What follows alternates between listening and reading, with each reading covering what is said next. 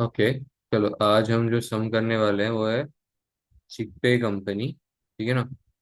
So now how do we go ahead with this? First of all, compare and contrast the reasons for the opinions held by director A and by director B and discuss the types of synergy benefits which may arise from the acquisition strategies suggested by director B.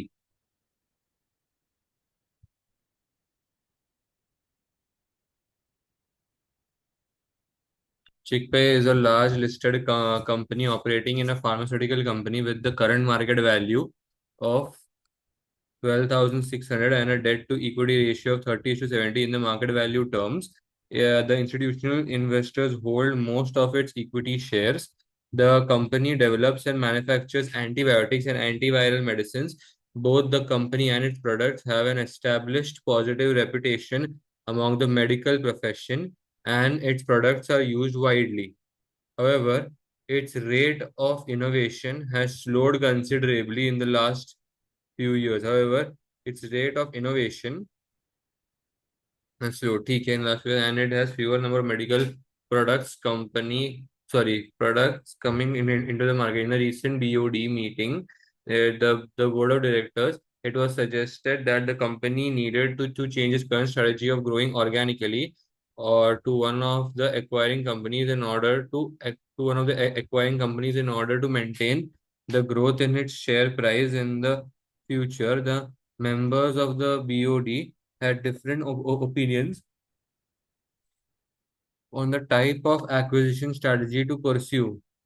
Director A was of the opinion that Chickpay company should follow the strategy of acquiring companies in different business sectors. She suggested that focusing on just the pharmaceutical sector was too risky and acquiring companies in the different business sectors would reduce this risk. तो ठीक है, सबसे पहले director ए के बारे में बोल देते हैं.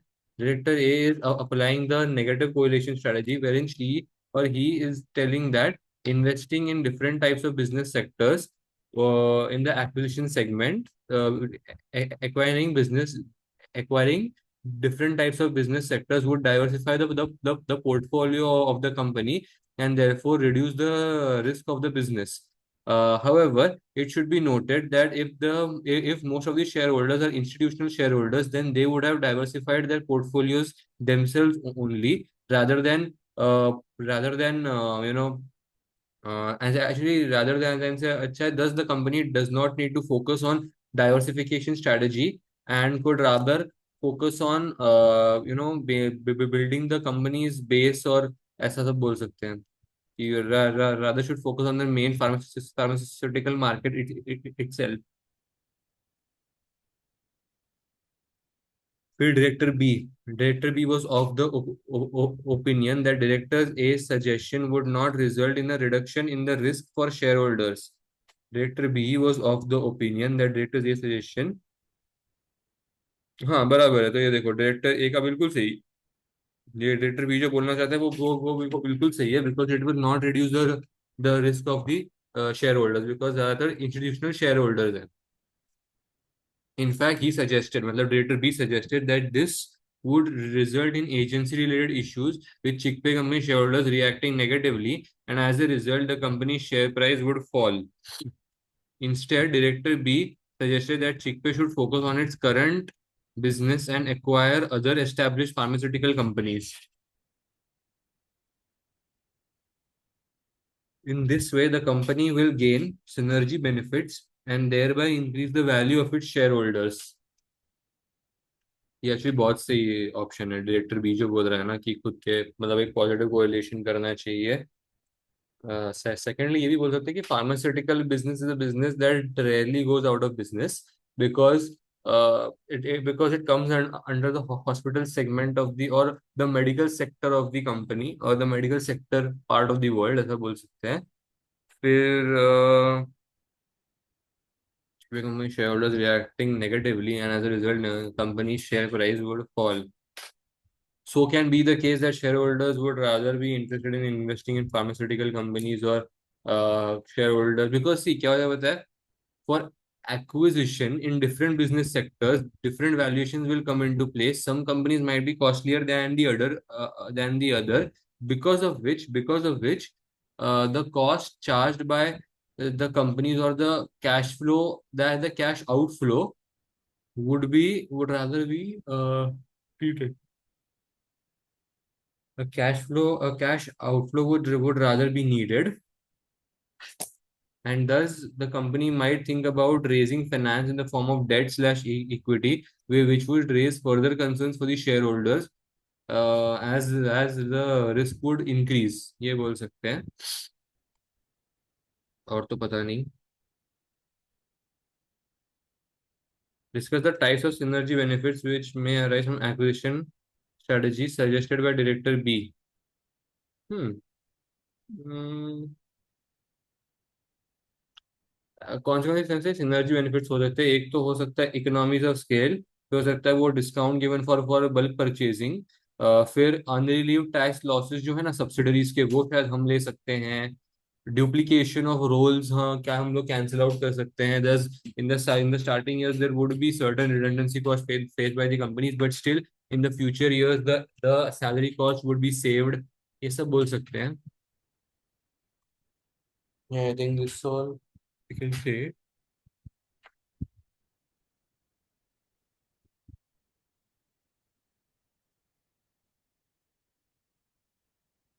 Let's check.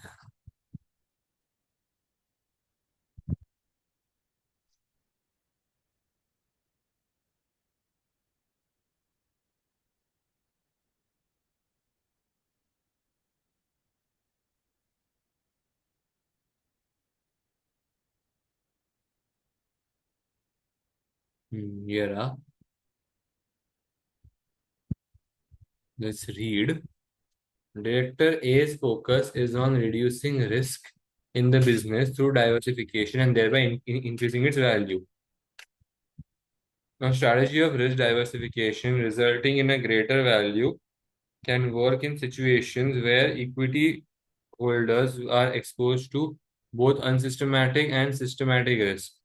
For example, when their investment is concentrated in one company, in such situations, the shareholders would be subject to unsystematic risk and diversification would reduce the risk.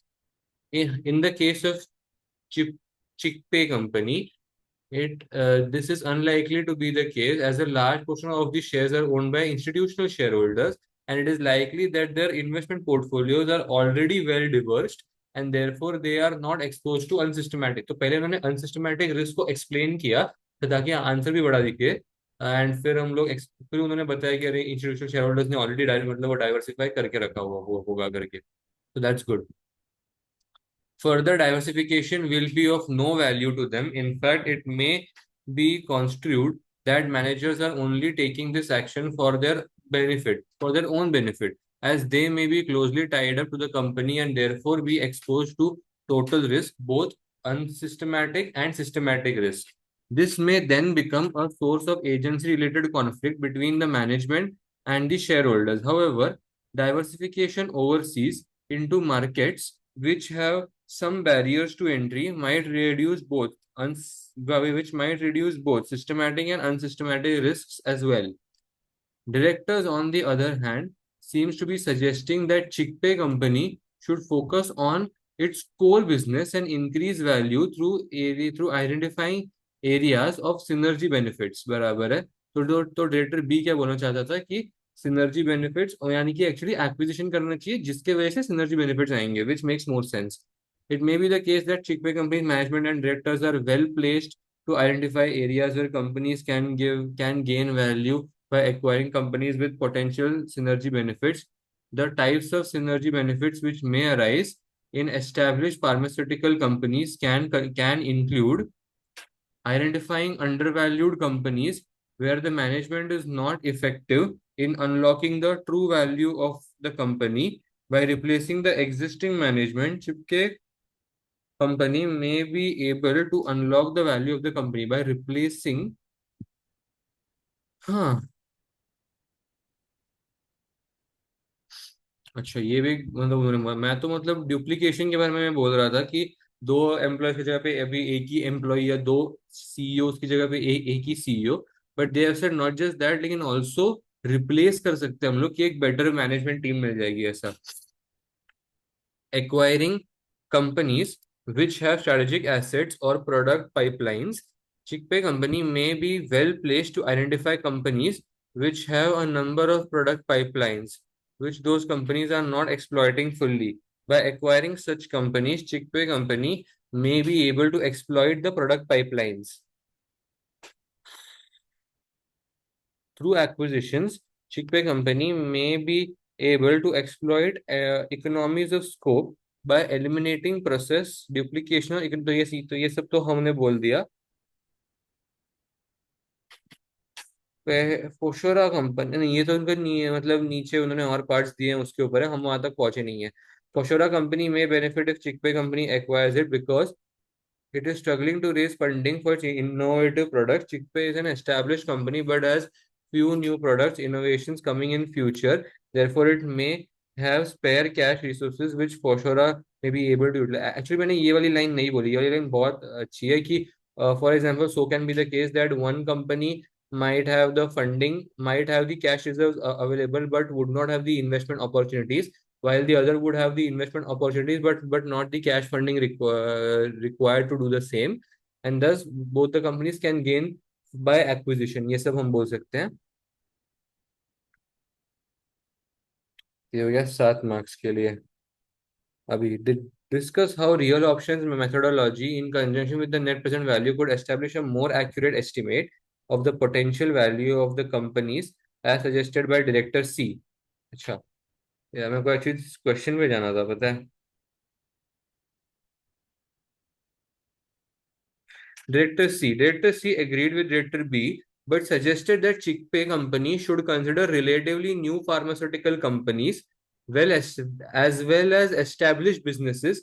In her opinion, newer companies might be involved in research and development of innovative products, which could have high potential in the future. Sorry, मैं थोड़ा मैं ध्यान नहीं था, एक minute. So she agreed that Director B but suggested that Chickpay company should consider relatively new pharmaceutical companies as well as established companies. In her opinion, newer companies might be involved in research and development of innovative products, which could have high potential in the future. She suggested that using real option methodology with traditional investment appraisal methods, such as net present value, could help establish a more accurate estimate of the potential value of such companies. क्या अच्छा, that's it, इतना ही बोला है. इनका इनका potential target है फोशोरा company, बस इतना ही बोला उन्होंने, बाकी कुछ नहीं बोला. तो मैं तो एकदम ही बेसिक और ब्लैंड आंसर लिख, मतलब इसके ऊपर मैं लिख सकता हूँ कि net present value methodology helps us in understanding what will be the value of the investment if the investment is done now and on a now or never basis, that is it is done in the present itself. It does not provide us with flexibility. However, modern theorists or modern financialists, पता नहीं ये वाला term में नहीं पता, theorists suggested or believed that there are certain options that provide us with flexibility in terms of what if the investment needs to be done not at the present but say after a few years. What if the investment is discontinued in the middle itself and is being sold off, so as to take opportunity of some other potentially better projects. What if there is volatility that has been seen in the project's outcomes or returns? Yes, sir. So, according to these theories, actually, ऐसा नहीं. Thus, these all assumptions were not taken into consideration, and thus real options methodology helps us uh, to take all of this into consideration, as there are a few factors involved that give us a more accurate estimation as compared to net present value estimation. Those are volatility, the time the project has been running for, the what is the potential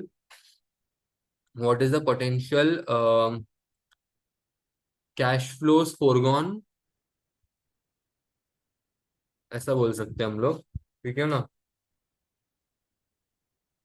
PAP मतलब basically investment amount क्या है वो सब check करते हैं अभी. उन्होंने क्या लिखा है, थोड़ा मैं भी डाइसी हूँ, मैंने जो बोला है सही है कि नहीं.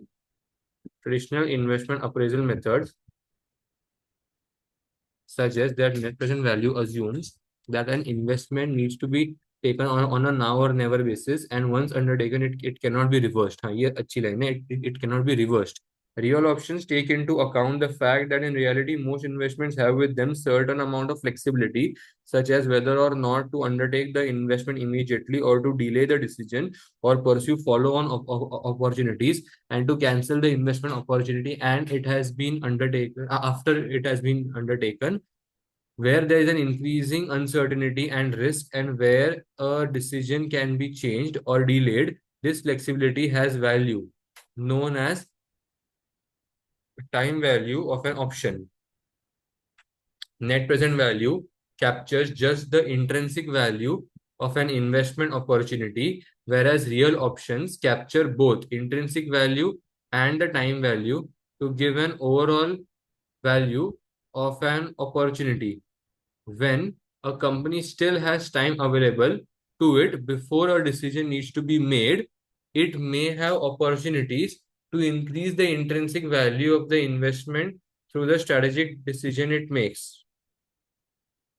When a company has time available before it may a decision is made, it may have opportunities to increase. हाँ ये देखो क्या बोल रहे हैं. It may have opportunities to increase the intrinsic value of the investment through strategic decision it makes. मतलब बीच क्या है, मतलब उन लोगों को बीच में स्विच करना होगा तो ऐसा उन्होंने बोला है.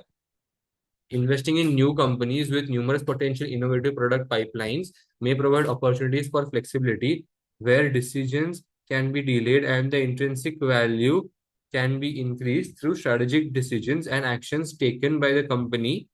Real options try to capture the value of this flexibility with companies with innovative product pipelines, whereas net present value does not.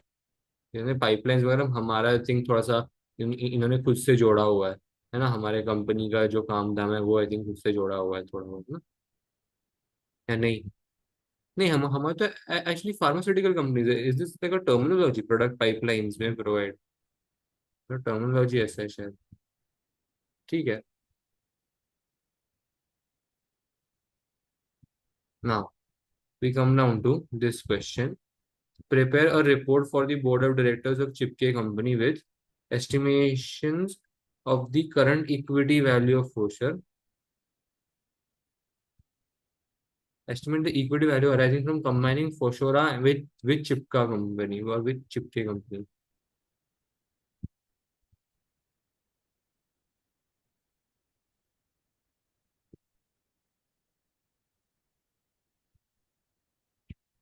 Foshora Company. Foshora Company is a non-listed pharmaceutical company established about 10 years ago.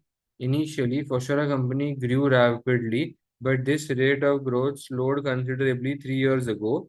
After venture capital equity backer exited the company by selling its stake back to the founding directors. The directors had to raise substantial debt capital to buy back the equity stake.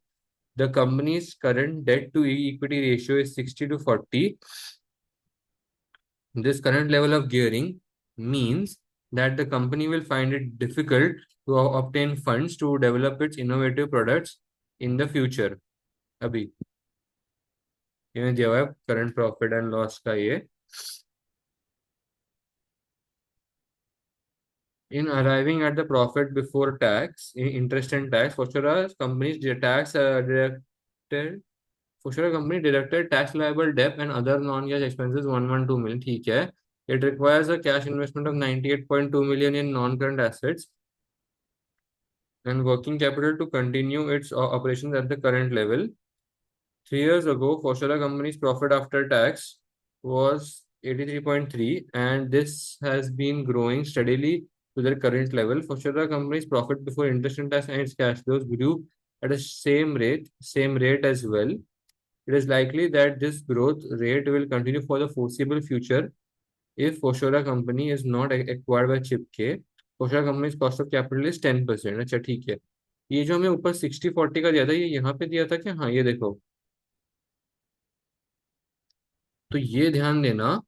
मैं ना ये चीज को सबसे पहले मैं हमेशा लिख देता हूँ कि भाई इक्विटी और डेट का वो स्प्लिट कितना है, क्योंकि वो बहुत ज्यादा इंपॉर्टेंट है एक्चुअली.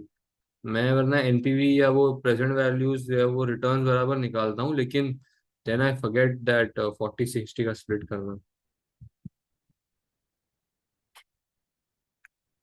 तो मैं पता क्या कर देता हूँ, इधर आ जाता हूँ, क्वेश्चन 82। क्वेश्चन क्या है, नाइन्थ, चिपके। नाइन्थ क्वेश्चन, चिपके कंपनी।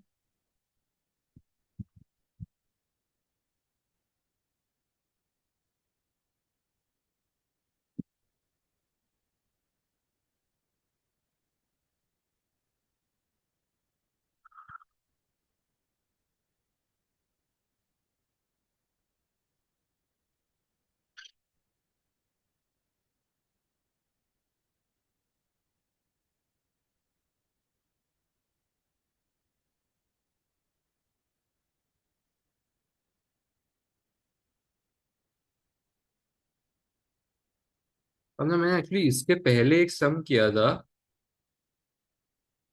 यहाँ पे ना मैंने एक्चुअली इंटरेस्ट को कंसिडर नहीं किया था मेरे वैल्यूएशन में, as far as I remember. ऐसा एक सम, इसी के ऊपर एक सम था,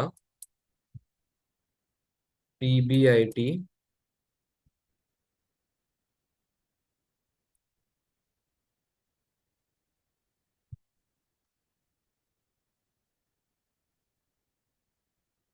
टैक्स।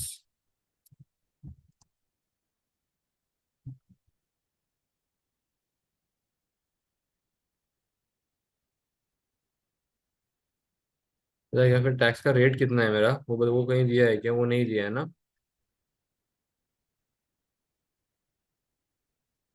वो कहीं पे भी नहीं दिया, देखो टैक्स का रेट तो मुझे कहीं पर भी नहीं दिया है। तो मैं पता क्या करता हूँ, PBIT में से इंटरेस्ट माइनस कर लेता हूँ। कितना है, 113.7।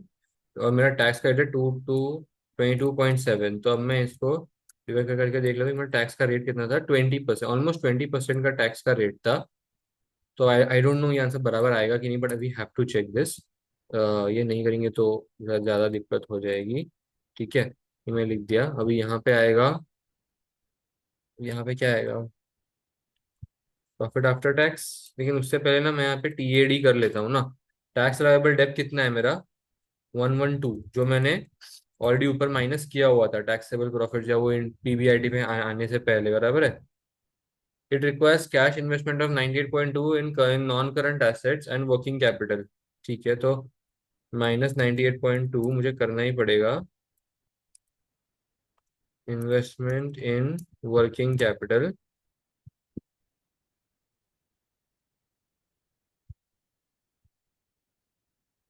ठीक है, लेट्स सी।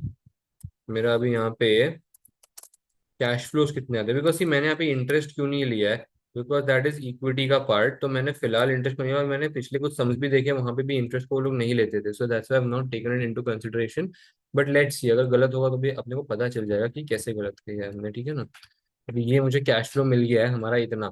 ध्यान रखना, इस पर डिस्काउंटिंग नहीं चार्ज करनी, इससे पहले मुझे भी ग्रोथ वोथ सब लेके फिर मुझे करना है, बिकॉज ये सिर्फ करंट ईयर का दिया हुआ है। इसमें अगर 3-4 साल का देते तो मैं वो प्रेजेंट वैल्यू पे लेके आता और वो सब करता। फिलहाल मुझे वो सब नहीं करना है। मुझे डायरेक्टली परपेचुटी का फॉर्मूला लगाना है। परपेचुटी का फॉर्मूला क्या बोलता है, cash flows 1+G divide by KE-G।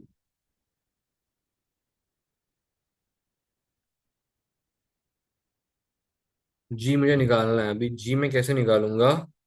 मुझे बोला है, देखो 3 साल पहले जो है प्रॉफिट आफ्टर टैक्स 83.3 का था, और जो सेम रेट पे वो PBIT भी था। तो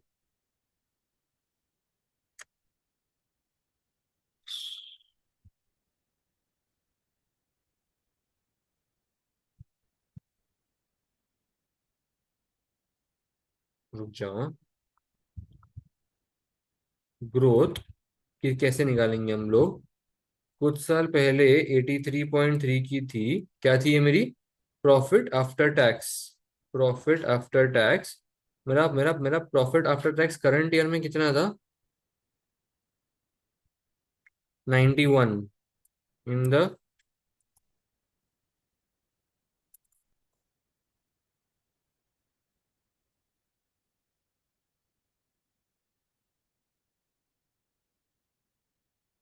ये मुझे ग्रोथ तो मिल गई 1.90, लेकिन इसको मुझे रेस टू 3 करनी, क्यों क्यों क्यों क्यों- क्योंकि ये 3 साल पहले की थी, सो 1/3 करेंगे। This is basically cube root, ठीक है ना। ये अब मैं क्यूब रूट निकालूंगा, मुझे आया 3% की growth. So I have got growth of 3%। तो मैं क्या बोल रहा हूँ, इन्होंने ना ये लाइन देखो ना कैसे इतने स्लाइली डाली हुई है कि फोशोरो companies profit before interest and tax and its cash flows grow at the same rate as well. तो मुझे पता है क्या लग रहा है, सेल्स तो जाने दो, छोड़ो। मैं बोल रहा हूँ प्रॉफिट आफ्टर टैक्स है ना, इसको शायद हमें 3% की ही ग्रोथ लगानी है। ये मैं बोल रहा हूँ, है ना। ऐसा मुझे लग रहा है, पता नहीं, देखते हैं। आई डोंट नो। टैक्स का रेट तो मुझे 20% ही आया था, वो बराबर है।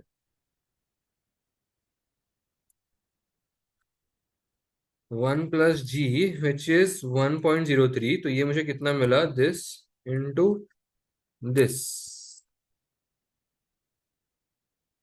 हाँ ठीक है ना।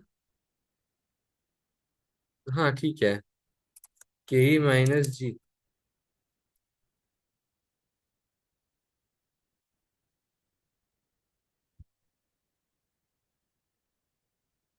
तो मेरे को मिलता है 2,325 लेता हूँ मैं फिलहाल के लिए, कि मुझे राउंड ऑफ करना ही है तो। बट डेट टू इक्विटी, ये मैंने फिर से बोल के भी मैंने स्टार्टिंग में लिखा नहीं था, अच्छा हुआ अभी के लिए याद था। कितना है, 40%, नहीं 60% and 40%, so 60%।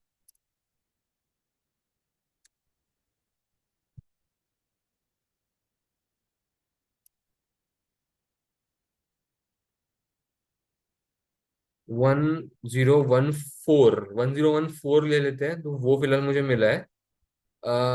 Just one assumption that I have taken is कि यहाँ पे ग्रोथ प्रॉफिट बिफोर टैक्स वे सेम ही किया हुआ है, और टैक्स जो कट का 20% का रेट है, ये मैंने अज्यूम किया हुआ है। चेक करते हैं, अगर गलत तो गलत, जस्ट चेक। नहीं, current market value of equity उनको मिली है 986। तो मैं अपनी गलत तो है, देखते हैं कैसे गलत है और क्या हमने ऐसा गलत किया कि उससे वैसे गलत आया। देखो ग्रोथ तो 3% की बिल्कुल सही आ गई। हाँ देखो, ये नहीं करना था। This you write to just took that bet ना, कि प्रॉफिट आफ्टर टैक्स में भी ग्रोथ ऐड करनी है, वो नहीं करनी थी। फालतू में कर दिया। हाँ देखो आ गया 986, बराबर था पहले भी, थोड़ा हमने ध्यान कर दिया। क्योंकि देखो उन्होंने इतने स्लाइली वो लाइन डाली गई थी ना कि profit before taxes grow at the same rate, तो मेरे को लगा शायद may be.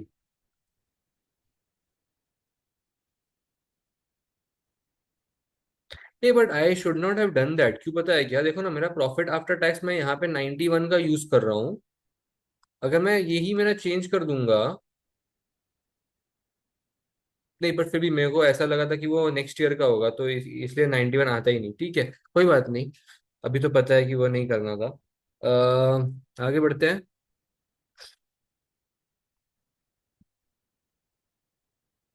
So we have got the valuation, equity valuation मिल गया। हो गया ना 6 मार्क्स तो ठीक है, गुड। आगे, estimate the equity value arising from the combining फोशोरो कंपनी विद चिपके कंपनी। चलो भाई, चिपके कंपनी और फोशोरो कंपनी को कंबाइन करना है। Once Chipke company acquires Foshoro company, it is predicted that the combined company's sales revenue will be 4,200 million in the first year, and its operating profit margin on sales revenue will be 20% for the foreseeable future.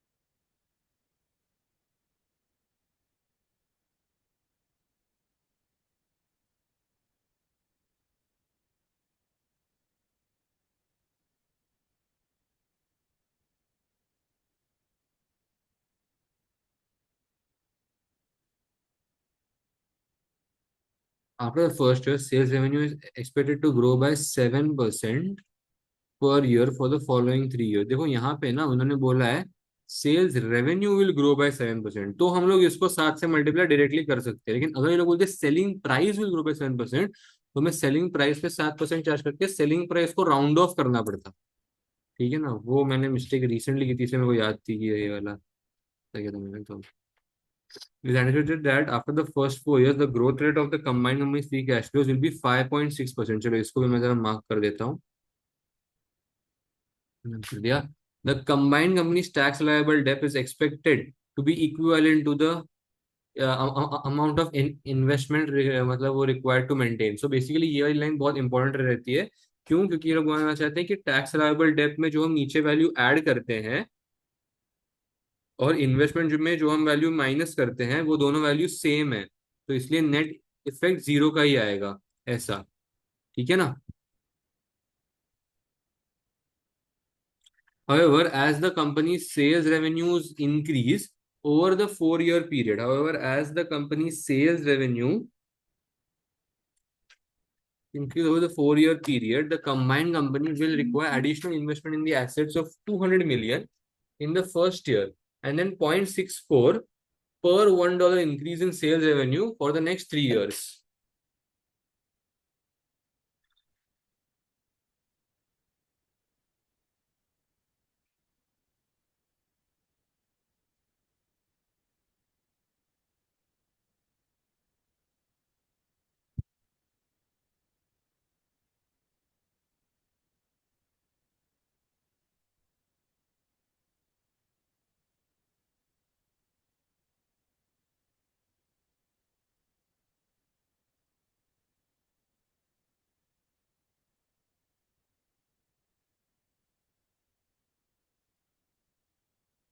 ये हरदम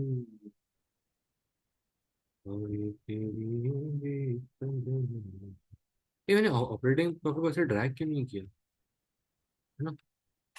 max charge करता हूँ बाद में। कहते हैं additional investment which is negative में।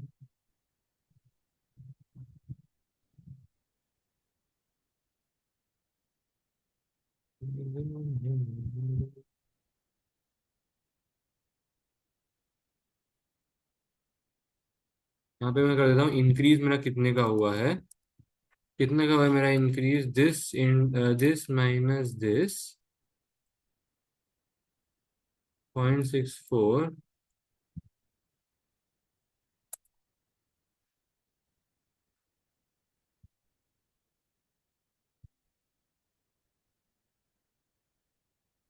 ठीक है, तो ये हो गया मेरा एडिशनल इन्वेस्टमेंट, ये मैंने कर दिया वहां पे कि देखो हर एक डॉलर के इंक्रीज ऑफ सेल्स पे 0.64 का मैं इन्वेस्ट कर रहा हूँ ऐसा।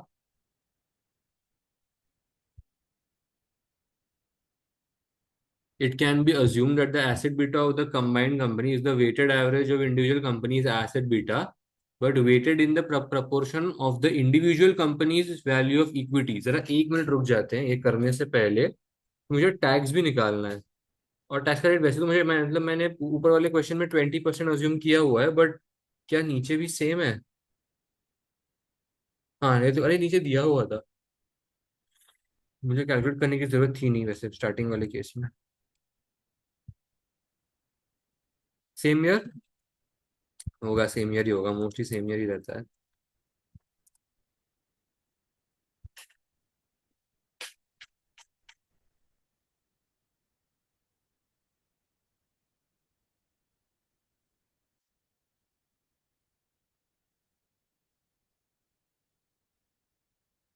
अब ये मेरी कंबाइन कंपनी है ना। हम्म।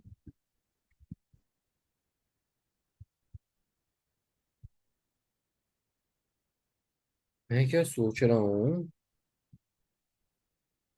हम्म, ये तो चलो हो गया।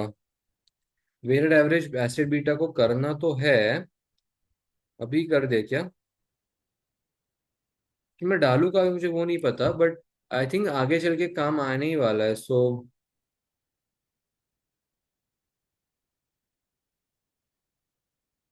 Weighted average acid beta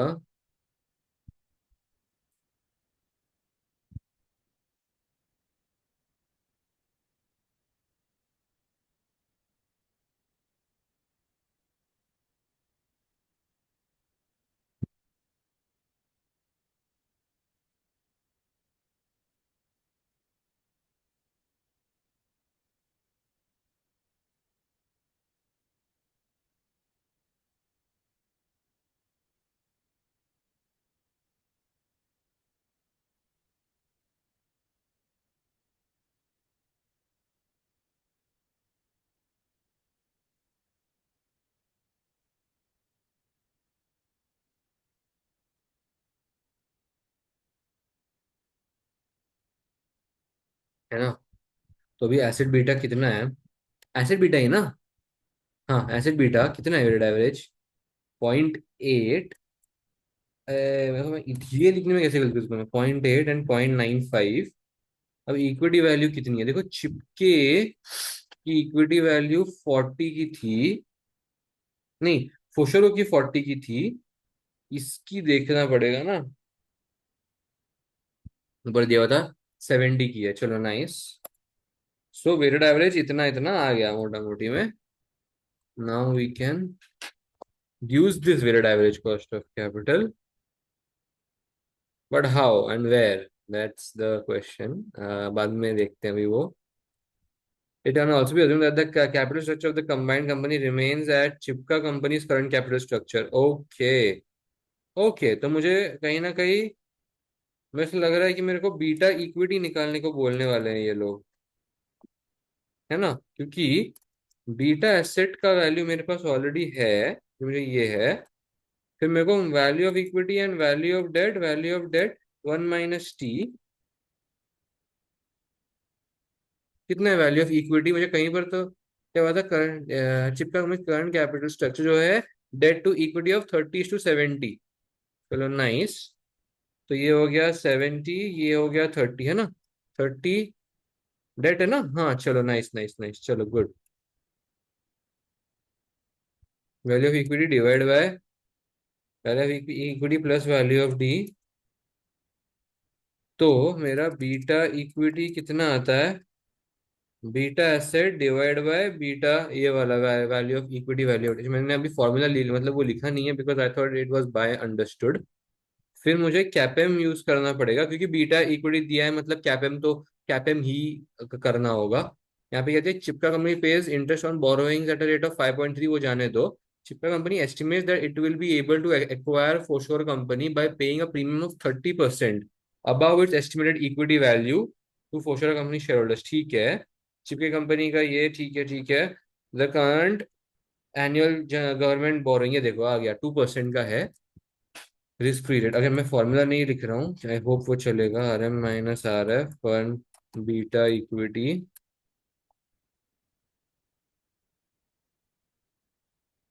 plus bracket open RM - RF into ये। हाँ तो क्या मैंने गलत किया, हाँ मेरा ब्रैकेट क्लोज नहीं किया मेरे भाई, ठीक है ना। तो RF क्या है मेरा, RF जो है मेरा, RF क्या है मेरा, 2.3% ना, इधर तो दिया था। हाँ 2%, सॉरी 2% ही है सिर्फ, और मार्केट रिस्क में 7% का। तो बीटा इक्विटी जो हो जाएगी वो दी हुई है, मैंने कैलकुलेट की थी सारी अभी। तो आती है, तो चलो कैपेम में मतलब मेरे को केई जो आ गया, केई मेरे को आ गया 10% का, नाइस, गुड टू गो। तो मैं केई यहाँ पे यूज कर सकता हूँ ना, कैश फ्लोस। ये नहीं, शायद हमने कॉस्ट ऑफ बोरोइंग भी दिया था, वे वे वे वे वे वे वे वे वे वे वे डिस्काउंटिंग फैक्टर कहीं पर तो दिया था। हाँ, इंटरेस्ट ऑफ बोरोइंग जाते हैं 5.3%, सो KD 1 - टी भी निकालना पड़ेगा ना मेरे को। तो मैं इसको कॉपी कर लेता हूँ, फोर्थ वाला VD के जगह पे KD कर देता हूँ। KD कितना है मेरा, 5.3%, हाँ इसलिए मेरे को वो 2.3 जुबान पे आ गया था, सॉरी। Then 1 - T is 1 - 0.2। तो मेरा KD कितना आता है, ये इतने का जितने का भी आता है उतना आता है। फिर अब मेरे को वैक निकालना पड़ेगा, मैं उस वैक को यूज करूंगा यहाँ पे। वैक is easy in this case. वैक क्या होगा, market value COC, market value into COC।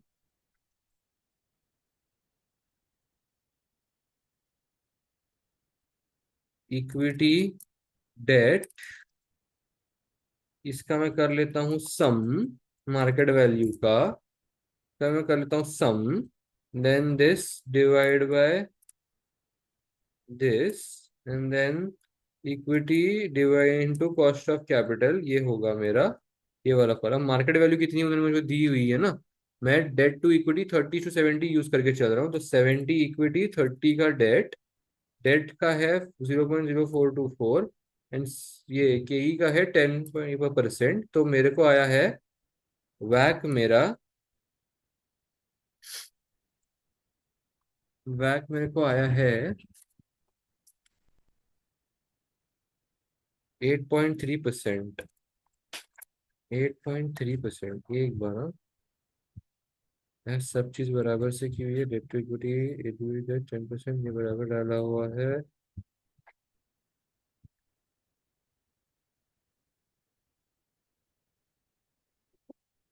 I think I should round of ना, थोड़ा सा, थोड़ा राउंड ऑफ कर लेता हूँ उसको।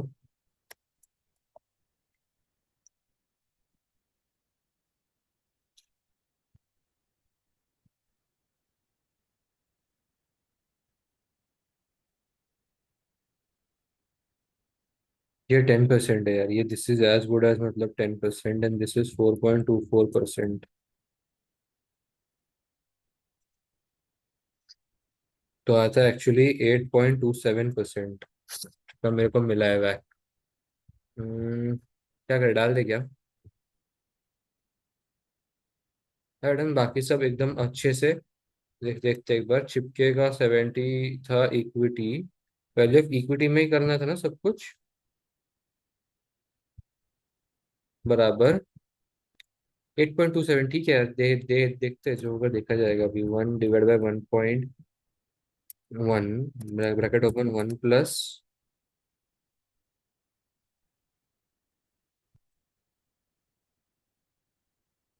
Divide by 1 divide by 1 +।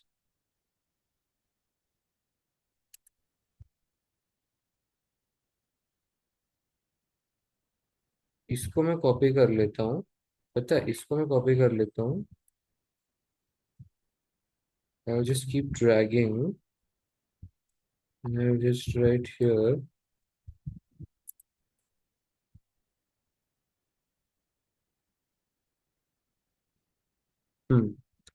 कभी cash flows after discounting into this, तो ये सब मेरे को मिल जाते हैं। Cash flows after discounting returns sum 1 to 4 years के हैं ये, ठीक है ना? ये मेरे को शायद फोर्सेबल फ्यूचर भी कुछ तो दिया हुआ है ना। सॉरी, मैं also given foreseeable future which is 20% ही है फोर्सेबल फ्यूचर के लिए। Hmm growth rate of the combined free cash flows will be 5.6%। तो अब मुझे लगाना है परपेचुइटी। अच्छा, मैं क्या बोलूँ, इधर तक जरा चेक कर लूंगा पहले मेरे को। 8, अच्छा सी, उन्होंने कॉस्ट ऑफ कैपिटल 8% ही लिया हुआ है। Okay. Did I genuinely do something wrong?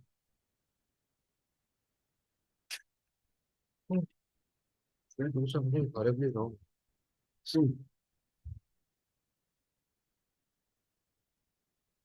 Okay, ये देखो, मैंने एक मिस्टेक पता है यहाँ पे क्या किया, देखो। एसेट बेटा ऑफ कंबाइंड कंपनी मेरे को बराबर ही आया है, सी। 8 कहाँ गया, ये वाला एसेट बेटा, ये बराबर ही आया है, लेकिन उन्होंने इक्विटी वैल्यू नहीं ली है, 70/40 नहीं लिया है। उन्होंने इक्विटी वैल्यूज लिए हैं, मार्केट वैल्यूज इक्विटी के जो फिलहाल चल रहे हैं ना मार्केट में, वो लिए हैं। तो चिपके कंपनी का इक्विटी वैल्यू फिलहाल उन्होंने कितना लिया बताता हूँ मैं। ये देखो, ऊपर दिया हुआ है market value. Current market value of equity is 12,600 for चिपके कंपनी, एंड फॉशरो कंपनी का मार्केट वैल्यू, थिंक हमने अभी ऊपर शायद कैलकुलेट किया था, 986.68। तो ये उन्होंने फॉशरो कंपनी का ये, तो दैट्स हाउ दे, तो उनको 8.1। एंड देन जब हम नीचे जाएंगे ना, तो देखो इसका कहीं ना कहीं आगे चल के देखो, ये कॉस्ट ऑफ कैपिटल देखो कितना हो गया। This turn out to be this much. So यहाँ ये देखो, ये एग्जैक्ट 8% आ गया, rather than having 8.27%, we got exactly 8%। तो ऑब्वियसली यहाँ पे उन्होंने डायरेक्टली यहाँ से टेबल से वैल्यूज फिर पिकअप कर लिए 9.26 and all that stuff 0.926 rather than giving 0.925 they should 0.926 and all that stuff. देखो यहाँ पे 0.826 and so on. A sorry 0.826 नहीं 0.857 पहले कितना था। देखो मुझे कितना आया था 0.857407 आ रहा है। उन्होंने सिर्फ 0.857 यूज किया हुआ है। So this is what they did मतलब वो मार्केट वैल्यू सही था लेकिन बस वहां पे हमें एक्चुअल फिगर्स लेने थे rather than having 70-40। ठीक है तो ये देखो बहुत ही मार्जिनल चेंज आया 17 कितना आया था आई डोंट रिमेम्बर 1787 शायद ऐसा कुछ तो आया था 1770 समथिंग लाइक दैट बट छोटा सा बदल आया है ना नॉट रॉन्ग। आइए देखो 1789.865 अभी कितना आया अपने को 89.79 ठीक है तो इतना फर्क आता है।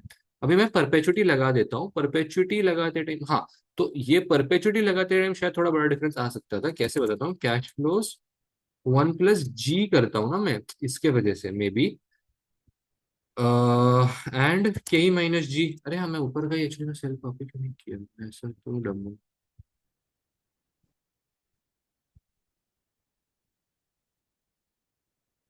वाह।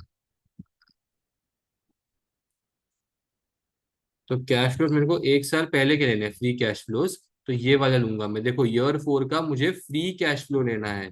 यहाँ पे मैंने कैश फ्लो लिखा है but this is actually free cash flow ठीक है ना। मैं ग्रोथ ग्रोथ में कितनी चार्ज करूंगा 1+G कहाँ गया 1+G मुझे नीचे दिया हुआ है जी 5.6% का है। दिस इज 0.056 56 है 506 है 56 है।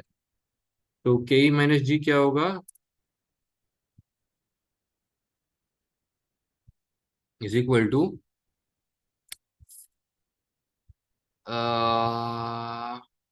K-E-G ओ शिट नहीं I think cost of capital only -G 5.6% है ना ऐसे ही है।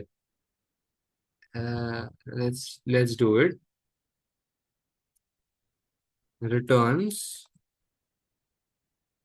परपेचुइटी तो वो आते हैं इतने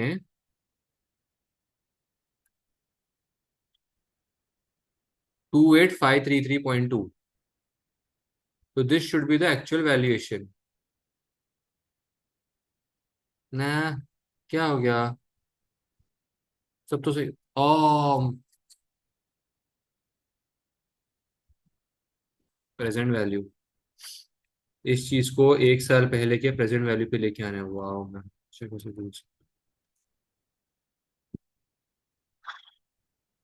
प्रेजेंट वैल्यू ऑफ ईयर 4 मुझे इसको प्रेजेंट वैल्यू ऑफ ईयर 4 पे लेके आना होता है। ये वाला डिस्काउंट फैक्टर यूज करूंगा दिस इनटू दिस तब जाके मैं इस चीज को यहाँ पे डालूंगा 21446 21419 भी वो ठीक है अभी मैं इधर तक पहुंच गया वही मेरे लिए बहुत बड़ी बात इधर तक पहुंचने में ही मेरे मैंने दो गलतियां की। एक तो मार्केट वैल्यू 70-60 70-40 ले लिया जबकि एक्चुअल फिगर्स मतलब वो लेने चाहिए थे जिसकी वजह से ऑब्वियसली फर्दर कैलकुलेशन में 8.2 आ गया 8.3 आ गया rather than 8 and present value में ये वाला मिस्टेक ठीक है। Now we think I finished this one also ना equity value arising from combining Foshoro company with Chipke company is this equity value or do you have to distribute this as well this is the total valuation ना। इसको अगर मैं equity और date के proportion में split तो करना पड़ेगा बिकॉज इन्होंने खुद ने यहाँ पे दिया हुआ है कहीं पे तो कहाँ गया वो ये रहा लाइन तो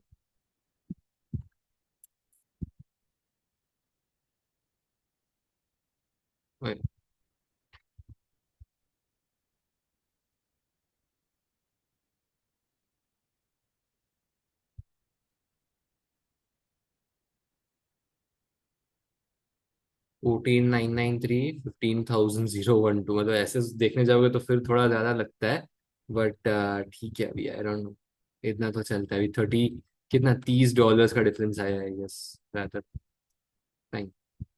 um let's move on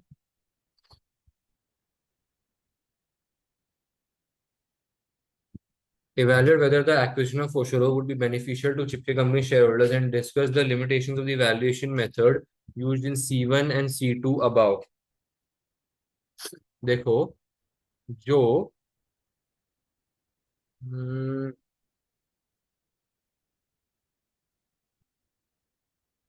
कहीं में तो दिया गया था कि फोशोरो को भी 25% रिटर्न चाहिए, राइट? कहीं पे तो दिया हुआ था कि फोशोरो को 25% वैल्यू के अबाव चाहिए पैसा, हाँ ऐसा।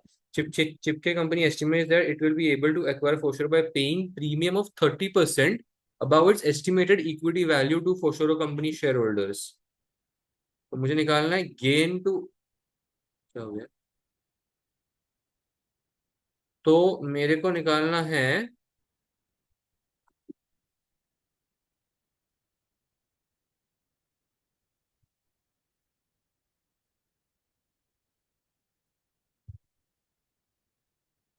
चिपके कंपनी शेयर होल्डर्स को फायदा होगा या नुकसान होगा,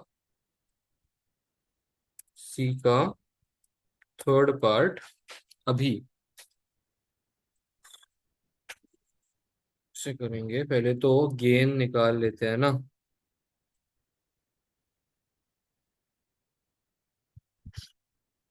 इक्विटी वैल्यू ऑफ एफ, अभी मैं वो सब नहीं लिखते बेटा, फोशरो वोशरो। इक्विटी वैल्यू है ये इतनी की, वो लोग मांग रहे हैं 30% प्रीमियम, बराबर है। इसके ऊपर 30% प्रीमियम वो लोग ने मांगा मेरे से, इन दोनों को मैंने किया ऐड, मेरे को मिला 1282। ठीक है ना? इसको मैं कंट्रोल एक्स करके लिख देता हूँ नीचे, क्योंकि मैं ऊपर लिखने वाला हूँ। क्या लिखने वाला हूँ मैं ऊपर? मैं लिखने वाला हूँ ऊपर क्या क्या लिखने वाला हूँ मैं ऊपर? शिट, क्या लिखने वाला था मैं ऊपर? मैं भूल गया। हाँ, मैं लिखने वाला था चिपके पोशोरो सिनर्जी टोटल। देखो, मेरी चिपके की वैल्यू उन्होंने दी हुई है 12,600। ये देखो, मैं इधर भी लिखी थी, इधर भी लिख देता हूँ। फोशोरो ए आई थिंक मुझे यहाँ पे क्लिक हो जाता, क्योंकि मुझे मे भी मुझे यहाँ पे क्लिक हो जाता कि मुझे यहाँ पे 70-80 की जगह पे डायरेक्ट इक्विटी करना है, एंड देन नीचे जाके ऑब्वियसली फ्लो में वैक एक्यूरेट 8% आता, तो शायद मैं 8% मतलब से कर लेता आगे कैलकुलेट। तो ये this error could have been मतलब वो रेक्टिफाइड मेरे हिसाब से, मैं तो ये कर लेता। प्रेजेंट वैल्यू मुझे नहीं चमकता जेन्युइनली। अभी टोटल वैल्यूशन मेरी कितनी आई है इक्विटी की? मुझे आई है 15,001। मैं यही लिखूंगा इरिस्पेक्टिव ऑफ मतलब वो टेक्स्ट बुक में क्या दिया हुआ है, मैं तो इतनी ही लिखूंगा। तो देखो, मेरी सिनर्जी आई है 1425 की, और total synergy benefit of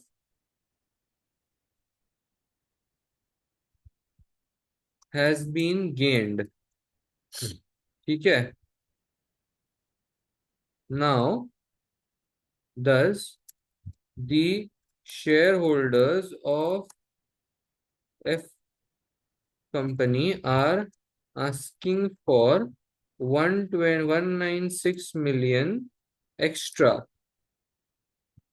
So total synergy, which is इतनी 1425, उसमें से मेरे को एक्स्ट्रा ये लोग 296, देखो जो 987 है या 986.6 है, वो तो इनका एक्चुअल औकात थी या इनकी एक्चुअल वैल्यूएशन थी, तो वो मैं इनको देनी ही पड़ेगी। ये जो ऊपर की है, ये तो मुझे उन वो लोग डिमांड कर इसलिए देनी पड़ रही है, so that is something which I will reduce from synergy, right? दे दी, तो देखो गेन मुझे आ गया इतने का। So gain in percentage for चिपके कंपनी कितना होगा? ये 1130 divide by equity value of चिपके, so that is 8.965%। Let's round it up to 9%। 9% का गेन है, ठीक है ना? ये देखो, बेनिफिट्स इनको आया 1407, मुझे आया 1425। सो उतने का डिग्री, ये देखो, they have got a percentage gain of 8.8, I have got a percentage gain of 8.97। तो वो एक्चुअली उतने छोटे मार्जिन के वजह से ही हो रहा है। एंड ऑल्सो द फैक्ट कि हमने यहाँ पे राउंड ऑफ कहीं पे भी नहीं किया हो, तुम देखोगे तो सेल्स में भी नहीं, किधर भी नहीं, हमने मतलब बिल्कुल ही राउंड ऑफ को फक ऑफ कर दिया है। तो obviously there will be some areas, right? 11445 मैं यहाँ पे ऐसे लिख दूंगा। तो see obviously the answers will change, right. ये देखो 5145 मैंने ये लिख दिया। देखो ये 21449 का 21446 का 21449 हो गया। So these all small small changes. 962 ऐसे चेंजेस करूंगा तो वो बदलते रहेगा, बट ठीक है अभी। देखो एक गेंद के से यहाँ पे 2 रुपए बढ़ गए, तो यहाँ पे 8.98 हो गया अभी। ठीक है, but any which ways you gas get the point. He don't give that much भाव ऐसा। अब आगे, discuss how mandatory bid rule and the principle of equal treatment project share holder protect share holders in the event of their company facing takeover bid. Discuss how mandatory the bid rule and the principle of equal treatment protect shareholders in the event of their company facing a takeover bid. Shit, I have no idea.